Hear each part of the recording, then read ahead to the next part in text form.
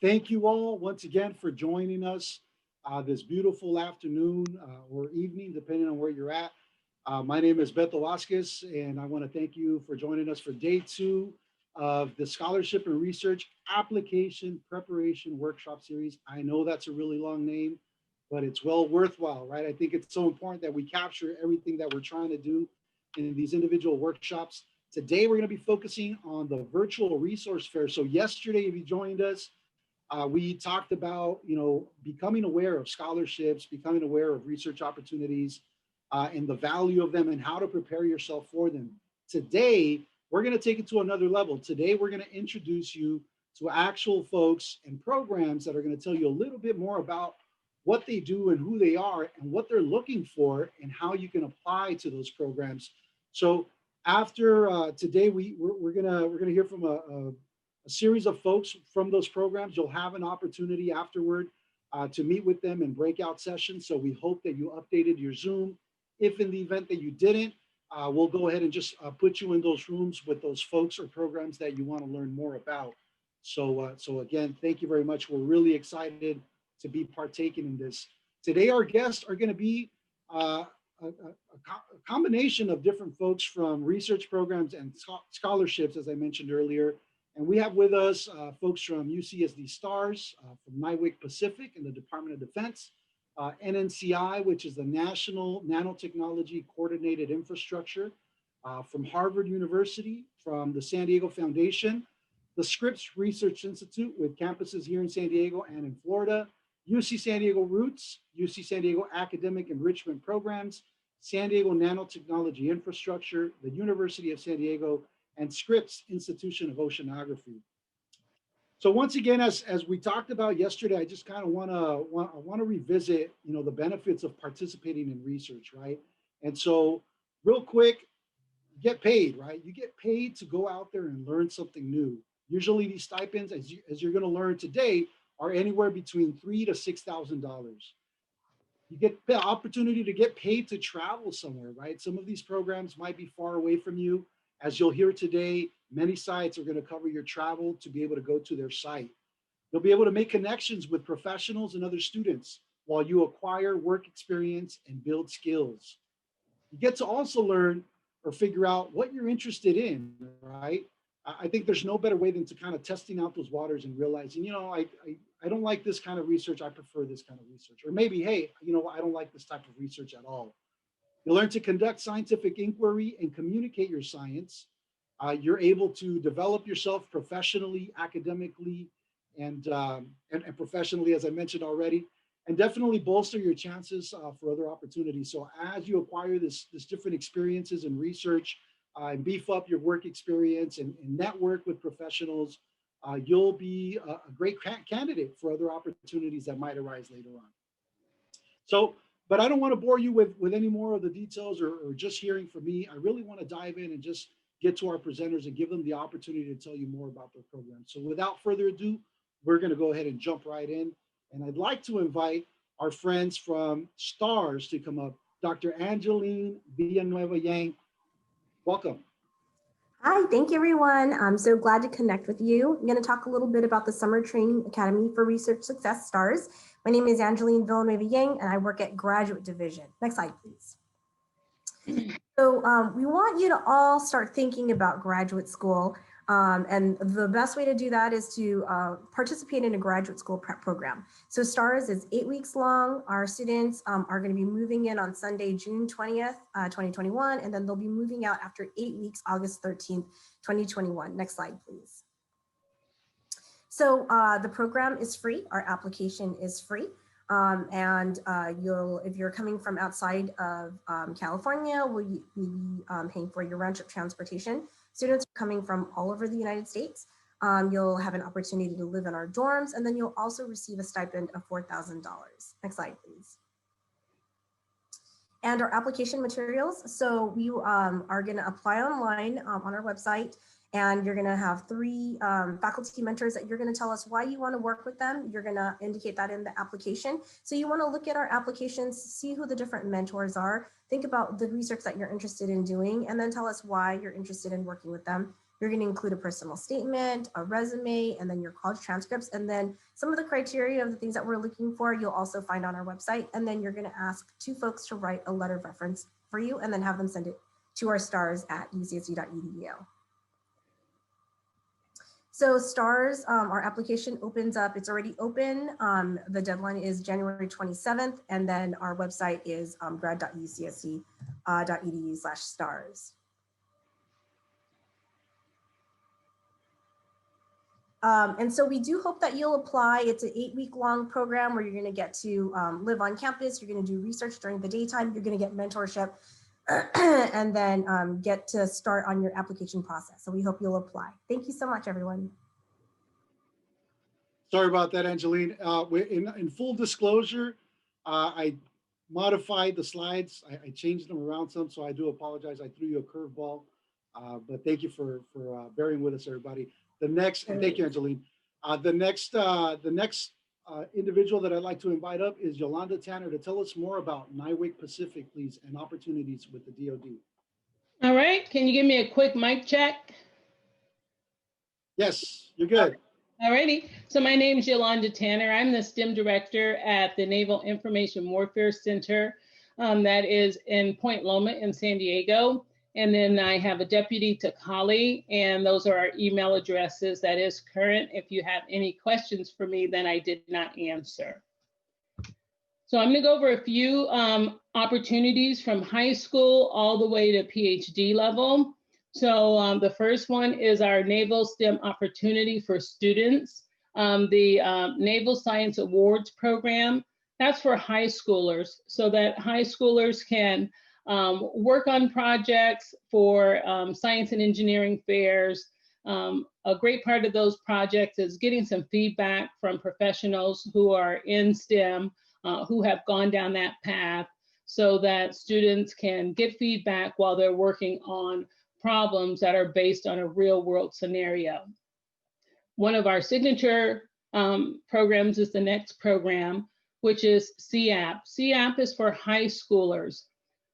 And for San Diego, we look at students who are at least 16 years old and live in San Diego County. So this is a summer opportunity for students to spend 8 weeks working with the scientist and engineer on an actual problem that the science and engineer is trying to solve on behalf of the warfighter. So that's the CAP program for high schoolers. On the next slide, we have a summer program for college students, and we run these concurrently, but they're all working with different mentors. So our summer program for college students, whether they are first year in college or whether they are a PhD student, they spend 10 weeks working with the scientist and engineer on a problem that needs to be solved. And we'll run these concurrently, and that one is for 10 weeks. The CAP and the NREAP opportunity are paid opportunities for students. For NREAP, we take college students from across the country. The next one is a scholarship opportunity for students who are attending a 4-year university, and it provides scholarship funding for their graduate work if they're finishing their bachelor's or their PhD work. So this is a fully funded opportunity for each year of scholarship.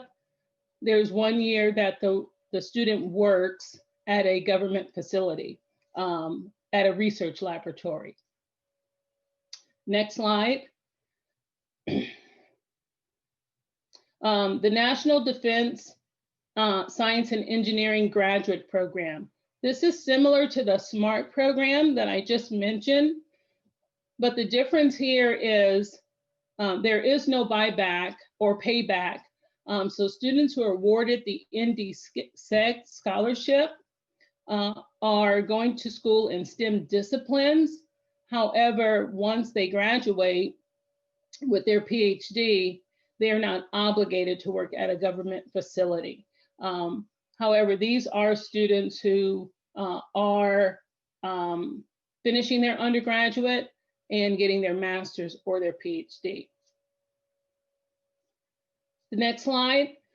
For our summer collegiate program, this is just depicting the footprint.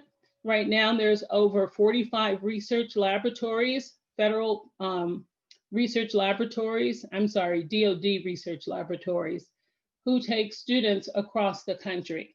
So while I oversee the program in San Diego, there are other facilities who also take on interns over the summer under this program. Next slide. I'll talk about Enrichment. Again, this is for the college students. So the application is still open right now until the 30th of November. And students typically are pursuing a STEM degree. However, that can also include information systems. It might be psychology, it might be global relations. So we don't limit the degrees that students are pursuing, but most of the students are pursuing a STEM degree. US citizenship at the time of application is required because of the classification level at the research laboratory. For transportation for college students, they have to provide their own transportation. Most will live within the local area, or they find someone to host them so that they can commute back and forth. The experience is 10 weeks continuous. So I have 2 start dates, and because all colleges do not conclude at the same time across the country. So half of our collegiate students will probably start on the 1st of June and end in August, the first week of August. Our second round of students will start on the 14th of June and end in the 20th of August. And this because usually schools east of the Mississippi might get out in May, while schools in California may not get out until June. So we try to accommodate both collegiate students. For the summer stipend, if it's a student's first year with this program, their stipend is $7,000.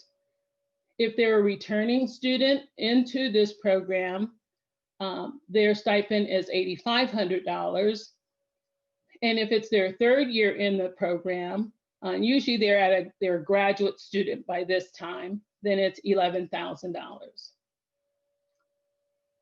Do I have next slide? Now for the SMART scholarship, that was the students who are at a university, most likely finishing their bachelor's all the way up to a PhD. For that program, US citizenship is also required.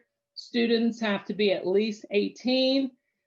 This program has a minimum GPA requirement. The Enrichment program does not, but this one is a scholarship opportunities. There's 21 majors that the program is accepting with its applicants, but it lists all those majors on the site. With both of these opportunities, the Enrichment and the SMART scholarship, there is a vetting process for a security clearance, which is really a benefit to a lot of students, because if they decide to go on to be a DoD contractor or a civil servant, at least they went through this vetting process to some degree at least one time. Again, they expect students to be able to complete the whole duration of the summer. So under the scholarship portion, you're going to school full-time in the academic year, and you're spending 8 to 10 weeks at a laboratory during your summer break. And also with this opportunity, it includes tuition and it includes a stipend. Again, this is a payback for each year that you are scholarship. There's 1 year of federal service in return. The 1.5 year minimum, that should be still left to complete on your degree path. Okay, as I said before, full tuition up to 5 years, to include a stipend. And then in the summers, you would be at a DoD research laboratory facility. Also includes funding for books and health insurance. And when you're looking at your which laboratory to go to, you're being matched based on what you're doing in your area of study or your dissertation, and a mentor at the laboratory who is in that same field or in that same domain or in that same discipline. And then again, afterwards, there's the post-graduation employment. Is that my last slide? That's it. Thank you, Yolanda. I appreciate that.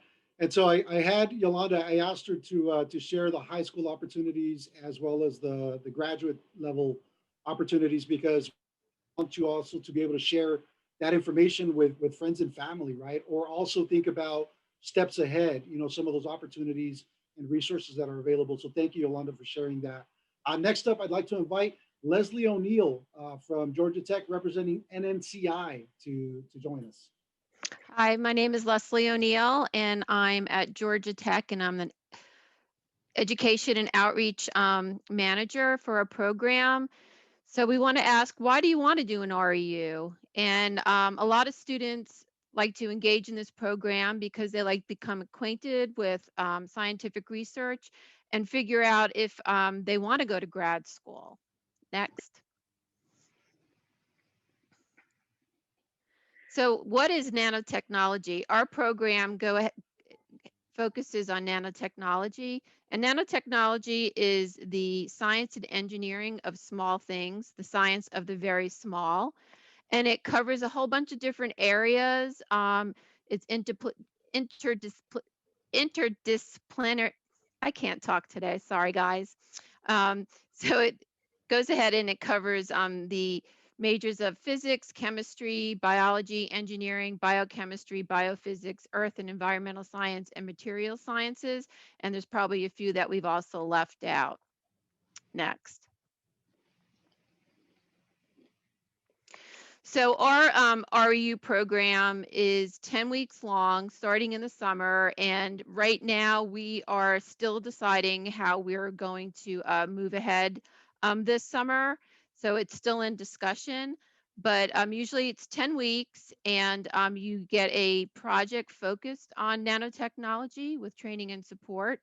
And our stipends run from $4,000 to $5,000, varying upon site. Some sites provide meals. There's housing on campus, paid travel, back and forth to the program. And then at the end of those 10 weeks, we go ahead and have a conference with the other sites that are doing this program. And it's usually about 2.5 days. And there you get to present your research as well as do a poster. This program is open to undergraduates who have not graduated by June of 2021. And each site may have some additional eligibility requirements. So you'll need to take note of what each site may require. Next. And that's, Leslie, just for clarification, that's graduation from a 4-year institution, correct? Correct. State school or community college. And then we have 13 different sites that this program is held at. Arizona State, Cornell, Georgia Tech, Harvard, Montana, Northwestern, North Carolina State, University of California, San Diego, University of Louisville, University of Nebraska, University of Texas at Austin, University of Washington, and University of Pennsylvania. Next. So you can check here at our NNCI site to see the updated schools that are actually going to be participating in the program this summer. Right now, the site has not been updated as of today, but just keep checking back. And then also Georgia Tech goes ahead and participates in the Common App. So you could go to www.nsfetap.org and you can fill out a Common App, which a lot of undergrads like to do. Thank you. Excellent. Thank you, Leslie. Next up, I'd like to invite Dr. Catherine Ann Holler from Harvard University.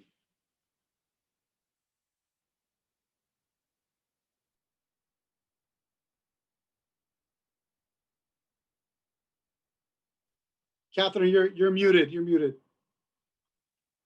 It's Friday afternoon. Thank you. So thank you all for having me here. As Leslie said, we're part of the NNCI, but I run a program that includes the NNCI students, but also students who are funded by many different grants. So we have a pretty large group from all over.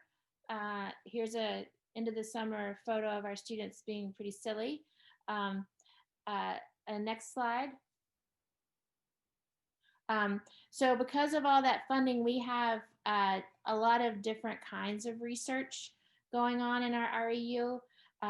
Research in bioengineering, biomedical engineering, looking at soft materials, quantum materials, nanomaterials. We work on things like sensors, robots, looking at things like creating microfluidics and diagnostics. And then we have also, we have computer science students, and we do a lot of imaging and also a lot of computation to try to understand these systems. Next slide. So the details, as Leslie said, are very up in the air because Harvard is very conservative. We live in a big city, and we're ramping up with COVID cases. Our program is usually 10 weeks. It's usually in person. We have a stipend of $500 a week, so it's $5,000 for the summer. And you get to live at Harvard. I will have to say that your perception of how people live at Harvard might be a little skewed if you haven't been here. The dorms are, or the residence halls, I'm supposed to say, are not air conditioned, FYI, but it's usually pretty pleasant here. It's not like Atlanta, or as we say, Hotlanta, right, Leslie? Our application is not open yet because we're trying to look at different models for how we're going to do internships, but it should open mid-January. And if you would like to visit our site, you can sign up to be notified for when the application is open. And then I want to go to the next slide. So one thing that I'm really proud of about our program is that we were one of the first Ivy League institutions to think about having community colleges in our summer programs. And I think some of the text got cut off when I sent it, but the pictures are the font size changed. But since 2010, over 80 community college students have been in our program.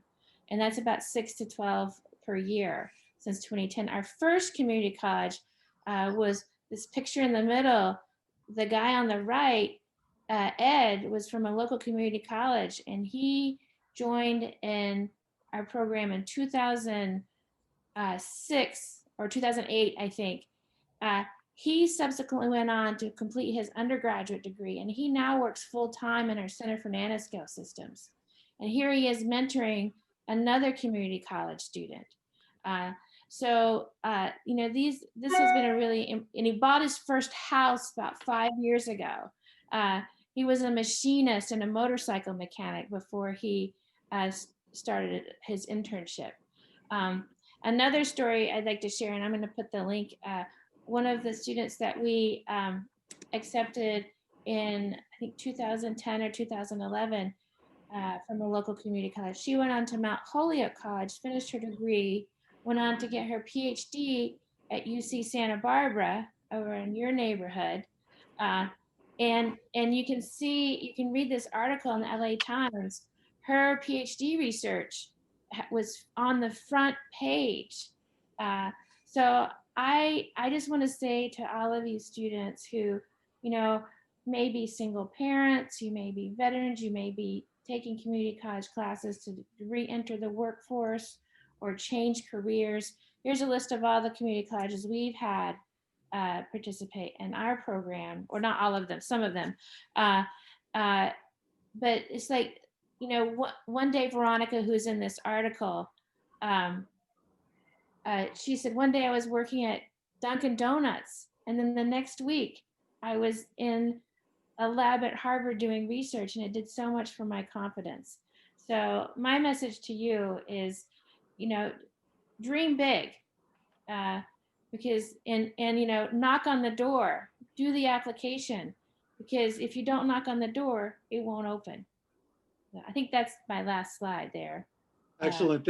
Thank you, Dr. Holler. Very, very good advice. Much appreciated. Next up, I'd like to invite, we're going to switch gears. We're going to have information about a scholarship here in San Diego, the San Diego Foundation. And we have with us today, Danielle Valenciano, to tell us more about that.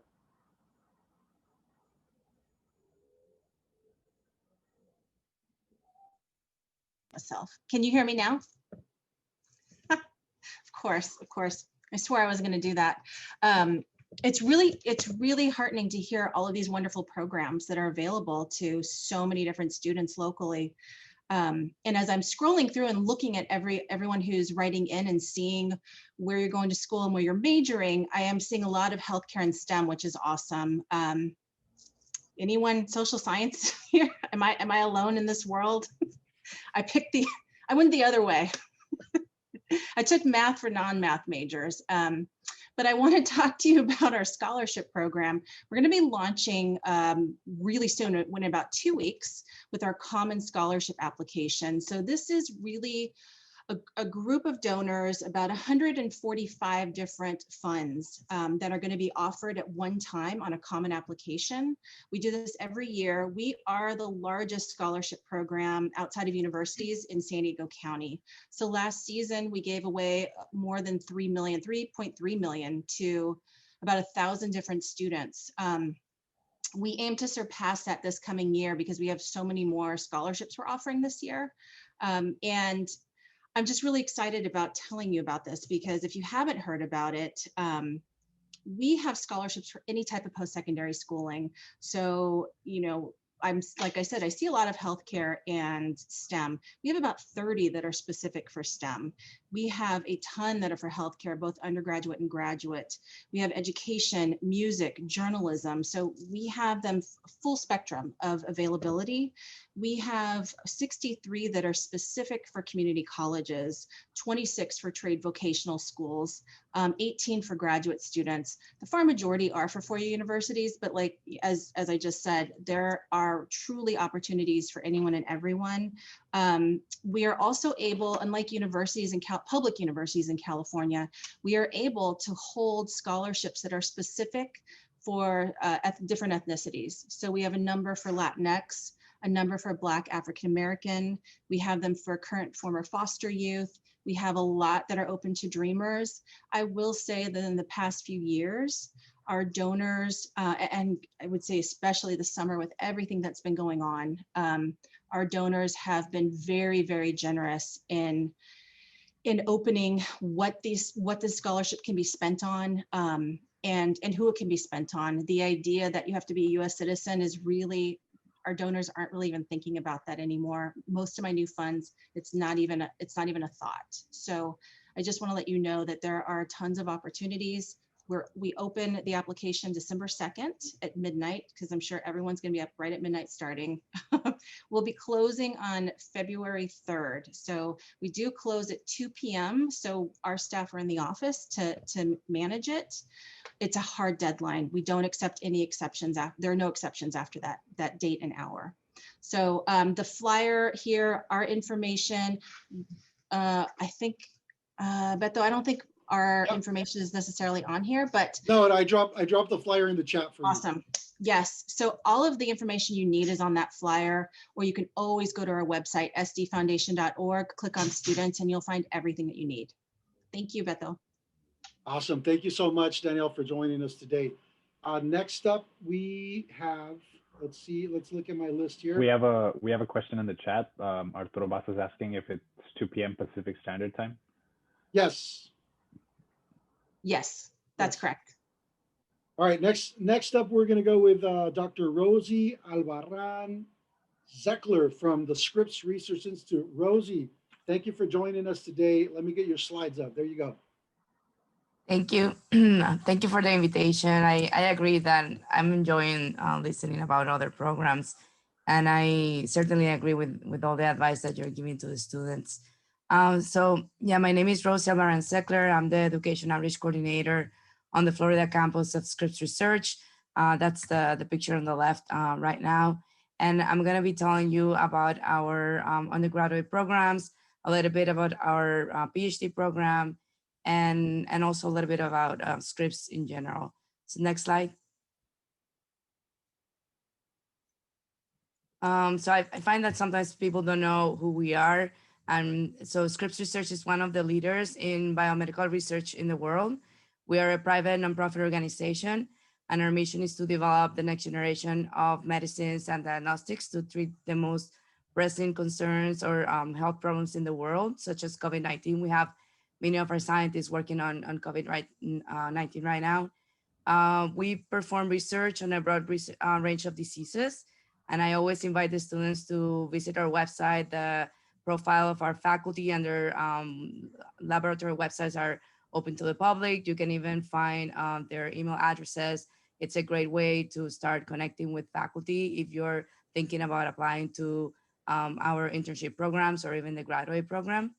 And one of the things that I always like to mention that characterizes us is our interdisciplinary approach to research, bringing together biology and chemistry. We don't like to think in department names or anything like that. We really like to bring all those fields together. Like I mentioned in the beginning, we have 2 campuses, one in Florida, one in California. And for many of our the opportunities that I'm gonna be telling you, with one application, you can apply to both programs. I apologize if you hear my kids screaming, but my mother-in-law is with them out here. We've been ranked the most influential institution in the world for its impact on innovation. This was by Nature Index in 2017. And it's basically a measurement of how often our publications are cited by others, which speaks to the level of our research and how others utilize our discoveries to advance their research. We focus on basic research, but we also have translational research and clinical research now, specifically through Caliber that it's there on your screen. Yeah, next slide. So basically, not to brag, but I just wanted to mention that we have one of the top 10 PhD programs in the biological and chemical sciences. It's an umbrella program. You apply to, with one application, you can apply to both campuses. You don't necessarily need to know to what laboratory you want to get in. If you're interested in talking about these, please join my breakout room in the end, or I'm gonna be sharing my email addresses at the end. Then next slide for the programs for the undergraduates. So we have our Summer Undergraduate Research Fellows Program, or REU. Again, with one application, you can apply to both programs. It's a 10-week. I think this year we are going to start on June 7th. It is our goal to have it either in person or hybrid. So we already are accepting applications. So you can go to our website and start filling out one application. We haven't decided exactly, all the details, but we're already in the talks to bring the students to our areas and at least have a hybrid program. So I encourage you to apply. We have kind of like a similar program, but during the academic year, anytime from August to May. So you decide the length of the program. The minimum is 3 months, the maximum of 9 months. And that's the AYRIU. Both of these programs, the SURF and the AYRIU, they have stipends. So it's $600 a week. For the SURF, we also provide, like other programs, housing and food allowance. And in addition of working in the labs, we provide professional development and such.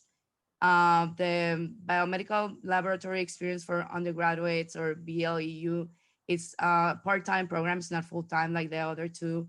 So this is mostly for students who are in the San Diego area or in the Jupiter area here in Florida. And so with this one, you are allowed to take classes and as well as working in one of our laboratories from 10 hours to 20 hours per week. Right now, as you can imagine, that program is on hold. And then we have the diversity visitation event for research and graduate education, or Diverge. This is a 3-day workshop, kind of like what you're having on this weekend for you as well. It's in January. It's going to be virtual. The applications, this is by application though. So they're open until next Sunday. So if you're interested in these, please email me.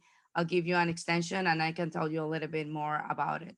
It's as you're experiencing yourself right now, you can go to the next slide better, but I just wanted to say, as you're experiencing right now in this workshop, you get a lot of wonderful tips and you're able to engage with faculty and graduate students, and you can ask all those questions that sometimes you don't know if you should ask or ask us. So it's a great opportunity, and I encourage you to email me to apply. I want to second what Dr. Holler said. Please, please apply and please complete your applications. You don't have an idea how many people don't even complete the application, and that's why they're not accepted. So I encourage you to do that and to ask as many questions as you have. Thank you. Excellent. Thank you very much, Rosie. Much appreciated. Next up, I'd like to invite UC San Diego's very own Dr. Alyssa Huffaker. I'll keep it brief because this is a more targeted program, but hopefully of interest to some of you here. If you're considering transferring to UC San Diego, we now have a new program. It's actually launching this coming summer to help students that are interested in research in biology labs get a grounding, especially if you don't have previous research skills, to get a grounding in some basic fundamental biological lab skills, basic molecular biology, and then to meet professors and grad students and other researchers here at UC San Diego with the idea of placing you in a lab. So we it's a free 6-week workshop. It would start August 2nd of this year. Hopefully everything is okay for in person by then. If not, we'll figure out a virtual format of it. But Monday through Thursday, we'll work through research techniques. And then every Friday will be like a Science Friday workshop day with faculty giving mini talks and you having lunch and coffee with them to have an opportunity to ask questions and again, identify a lab to work with so that as soon as you start fall quarter at UCSD, you're in a lab doing research instead of trying to find a way to do that during the fall quarter.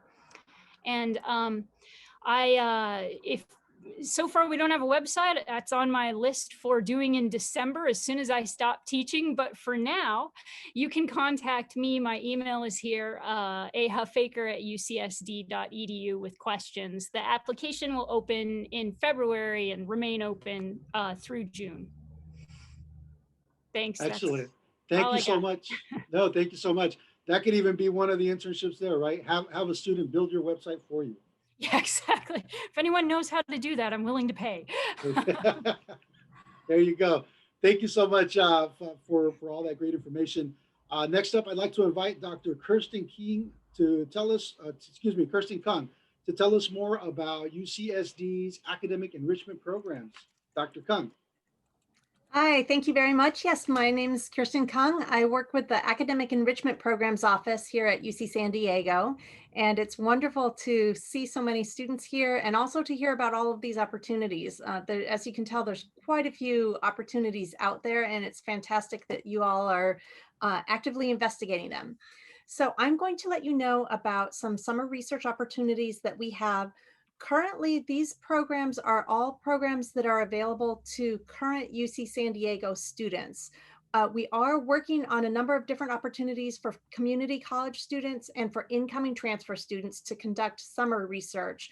And so we have quite a few things in the works, but that aren't quite ready to be announced yet. So please take a look at our webpage. And when I'm finished speaking, I'll put our website and our newsletter link into the chat. So you can do that that way. Essentially, the main thing that I want you to be aware of is that we have a number of research programs. Many of these take place during the academic year. The ones on this slide take place during the summer. They all involve a stipend, and then many of them include either free on-campus housing or a housing allowance. And basically for each of these programs, the students who participate are able to do research for at least 30 hours a week, and they work with a faculty mentor. So you'll be either matched with a faculty mentor, or you may already come in knowing which mentor you'd like to work with, and you work on a project that fits with your own interests. These programs take place typically over 8 to 10 weeks. And it really gives the students an opportunity to try doing research, see what they think of it. There's also a number of professional development activities. So we have GRE training, we have workshops in how to conduct research ethically. We have a number of other workshops throughout the course of the summer. The slide actually indicates that a number of the applications are closed. Some of those will be opening within the next few weeks. But they'll all be open soon. And then the application deadlines range from February 1st until about mid-April. So even though this is for next summer, you'll want to kind of be aware that the deadlines to apply often take place earlier than you might expect. So keep an eye on that. And again, some of these programs are specifically oriented for students in certain groups. So students who are first generation or low income students, or students who are underrepresented minority group members. Some of them are for students who have already done research, and others are for students who have never done research at all. So just be aware that there's a wide range of programs available and that we have something for everyone. They also are open to students in all different fields. So whether you're in STEM or arts and humanities or social sciences or any other field, we have a program that would be a good fit for you. So at this point, I'm going to go ahead and in the chat put our website and a link to our newsletter. Our website includes information about these programs as well as other resources that we offer. And then the newsletter is a great way to keep in touch with us and find out about a number of different resources, both resources through our office, and we're often getting information about other resources available at UC San Diego and nationwide. And we will include that in our web newsletter. So it's a great way to just keep in touch overall. And I think I just saw one must be enrolled full-time at the time of applying. You don't need to be enrolled full-time at the time of applying, but most of these programs are ones where you can't have graduated from UC San Diego prior to the end of the program. So for example, if you're at UC San Diego and you're in your final year and you're going to graduate at the end of summer, that would work well. Sometimes we have students delay their graduation so that they're able to participate in these programs, but we certainly can work with you to talk about the different options that might arise for that. And again, the programs that are listed here are for UC San Diego students. We are actively working on programs for community college students and for incoming transfer students. Excellent. Thank you, Dr. Kung, for that great information. Next up, it's supposed to be me telling you about the REU that I get to oversee. Not going to spend too much time. There is a Nano program that I help to oversee with the San Diego Nanotechnology infrastructure. It's really cool. I would even go as far as to say that it's the best one, but I'd probably be biased in saying that, right? Because it's my program. But it's a fantastic program, and really the things that I get to do with it is really modeled after the great programs that I've been fortunate to be a part of, including the ones from AEP that you just heard about. Being involved with STARS, being a recipient of the San Diego Foundation, all these different great resources, they work, folks. And so this is just another one. But I'm going to go ahead and move forward in the interest of time, because I'm trying to keep track of time here. A lot of great information. I want to make sure that we create some space for you all to have one-on-ones with all these great folks. So next up, I will go ahead and invite Dr. Elisa Maldonado Green to tell us more about opportunities at USD. Thanks, Beto. So I am the director for the Office of Undergraduate Research at the University of San Diego. And I just wanted to let you know about one program that's open to transfer students. It's called the Pre-Undergraduate Research Experience, or PURE program. And this is open to students, transfer students who have gotten accepted to University of San Diego and have accepted their admission to University of San Diego. So if you're planning to apply to USD and you get accepted and you accept your acceptance or confirm your acceptance or your enrollment, then this would be a great program for you. And we are looking for students who are low income, first generation, or underrepresented and are interested in the STEM fields, so science, technology, engineering, math, or medicine. And as part of the program, you do research for 8 weeks with a professor, a USD professor on campus. And we provide a $4,000 stipend. And we also provide on-campus housing and research supply funds of $800. So again, you have to be an entering USD or a transfer student accepted to and planning to attend in the fall. And the application involves an online application and a brief personal statement, and that is due on April 30th, 2021. What was the other thing? Oh, we did, even though we were remote this past summer, we still ran the program and accepted new students into the program, and they just worked remotely on their research projects. So if we have to do that again this summer, we're prepared to do that again.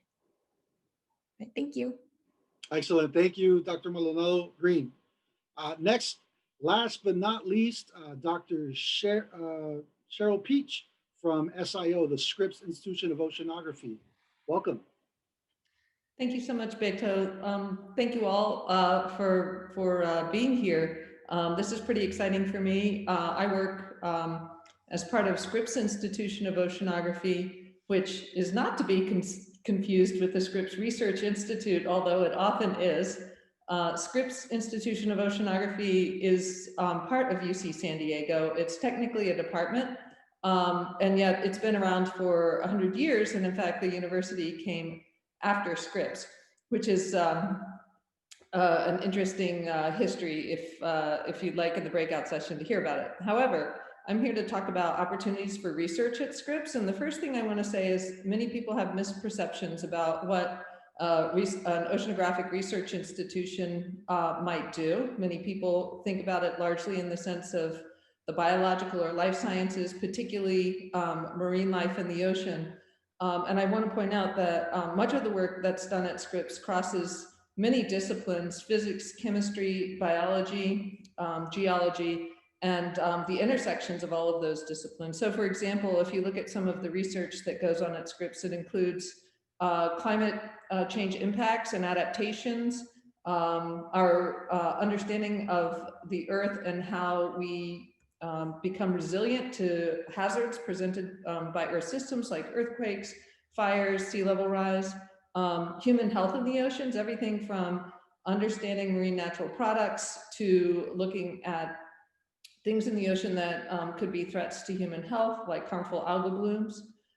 There's a lot of innovative technology. A lot of that is applied and often applied to things like the defense industry, especially the Navy. A third of the funding at Scripps comes from the Navy and is focused largely on understanding the physics of the ocean, things like acoustics and how those apply to naval interests. And then there's biodiversity and conservation, some of the more traditional things that people think about. So Scripps covers all of those, including things like solid earth geophysics. So this is really a place where you can come and engage in any kind of research where you're applying any of the basic sciences, physics, chemistry, biology to the Earth systems. Go ahead, Beto, and I'll zip along here. I'm going to talk about 4 separate programs. They're all research experience programs. I won't go into all of the details. They all are paid at various levels, and that's included on the slides. The first one is our SURF program, Scripps Undergraduate Research Fellowship Program. It operates like many of the REU programs that you've heard about. It's a wonderful opportunity to come to the Scripps campus, to be mentored by members of a lab group, and to find a lab group that is well matched with your interests. And so this is our broadest program. It is funded by the National Science Foundation, and I can give anyone who's interested details on that application process. Next. We have some programs that are focused specifically on large research programs at Scripps. One of those is the Center for Aerosol Impacts on Chemistry and of the Environment. You can see already this is based at Scripps, and yet it's in a field of science that you might not have expected to be hosted at an oceanographic research institution. Again, an 8 to 10 week summer program. Like the SURF program, this is open to all students. It's not required that you be at UCSD to be part of this program. So students from all over the country come to all of the programs that I'm describing here. This program, it covers housing, travel, and also provides a 5K stipend minimum, that the stipend depending on how long you're in the program. This is a great lab to work in. I just want to add that this lab and Dr. Kim Prather have been very active in our understanding of the aerosol transmission of the the virus that causes COVID-19. So lots of interesting work that goes on in this lab. Next, please, Beta. We also have a long-running program called the California Current Ecosystem Long-Term Ecological Research Site. This is a program that has a very strong ocean focus, but it looks at the impact of large-scale ocean circulation on the west coast of North America on ecosystems and fisheries. So it's a wonderful opportunity to look at the integration of physics, chemistry, and biology around the ecosystems that exist in the ocean. This is an hourly paid internship with an expectation of about 40 hours a week. This does not provide a residential program. But anyway, biology, chemistry, and physics, as well as computer science interests are all welcome in this program. Next.